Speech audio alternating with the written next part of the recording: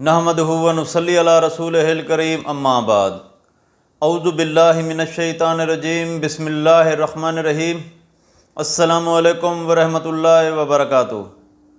امید کرتا ہوں آپ صحت اور ایمان کی اعلیٰ حالت میں ہوں گے۔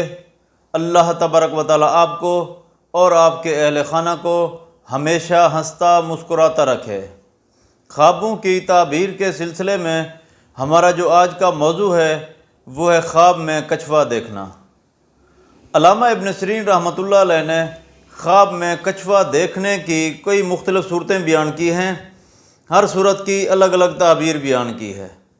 مثلا خواب میں کچھوا دیکھنا، خواب میں کچھوے کو اپنے گھر میں آتے ہوئے دیکھنا، خواب میں کچھوے کو کسی گندگی جگہ پر دیکھنا، خواب میں کچھوے کا گوشت کھانا، یا خواب میں کچھوے کو مسجد میں دیکھنا وغیرہ۔ اگر آپ ان صورتوں کی تعبیر جاننا چاہتے ہیں یا ان سے ملتی جلتی کسی اور صورت کی تعبیر جاننا چاہتے ہیں تو اس ویڈیو کو آخر تک ضرور دیکھیں۔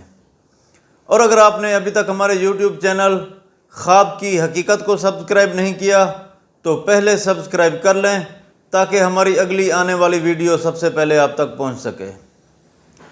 علامہ ابن سیرین رحمۃ اللہ علیہ نے فرمایا ہے کہ اگر کوئی شخص خواب میں کچھوا دیکھتا ہے تو اس خواب کی تعبیر یہ ہے کہ خواب دیکھنے والا شخص عالم با عمل سے نفع پائے گا، دنیاوی دولت ہاتھ آئے گی۔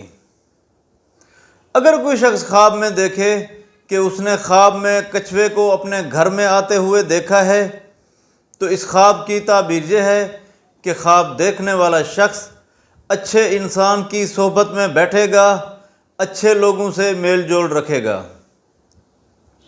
اگر کوئی شخص خواب میں دیکھے کہ اس نے کچھوے کو کسی گندگی والی جگہ پر دیکھا ہے تو اس خواب کی تعبیر یہ ہے کہ خواب دیکھنے والا شخص لوگوں کو پریشان کرے گا، لوگوں کے نقصان کرے گا۔ اگر کوئی شخص خواب میں دیکھے کہ اس نے کچھوے کا گوشت کھایا ہے تو اس خواب کی تعبیر یہ ہے کہ خواب دیکھنے والا شخص جس قدر کچھوے کا گوشت کھائے گا وہ شخص اس قدر علم حاصل کرے گا۔ حضرت ابراہیم کرمانی رحمۃ اللہ علیہ نے فرمایا ہے کہ اگر کوئی شخص خواب میں کچھوے کو مسجد میں یا کسی عزت والی جگہ پر دیکھتا ہے تو اس خواب کی تعبیر یہ ہے کہ خواب دیکھنے والا شخص زاہد ہوگا، بزرگوں، عالموں اور زاہدوں کی صحبت اختیار کرے گا۔ حضرت امام جعفر صادق رحمۃ اللہ علیہ نے فرمایا ہے کہ خواب میں کچھوا دیکھنا 3 وجہ پر ہے۔ نمبر 1 زاہد، نمبر 2 عالم مرد، نمبر 3 وہ مرد جو کاموں میں کاریگری کرتا ہو۔ اللہ تبارک و تعالیٰ سے دعا ہے کہ اللہ تبارک و تعالیٰ ہمارے خوابوں کو ہمارے لیے باعث رحمت اور باعث برکت بنائے۔ اپنا خیال رکھیے گا۔ السلام علیکم ورحمۃ اللہ وبرکاتہ۔